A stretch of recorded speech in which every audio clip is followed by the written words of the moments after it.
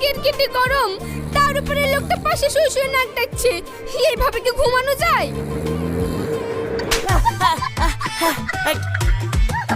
কি হলো রিয়া, তুমি আমাকে মারলা কেন?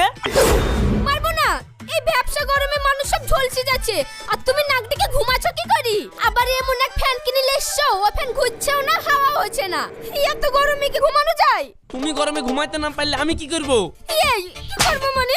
আমি তোমাকে কত করে বললু একটা ভালো দেখে ফ্যান কিনে নিয়ে আসো। ভালো দেখে তো ফ্যান কিনে নিয়ে আসলাই না, কোম্পানি থেকে একটা ব্রিটিশ আমলের ফ্যান কিনে নিয়ে চলে আসলা।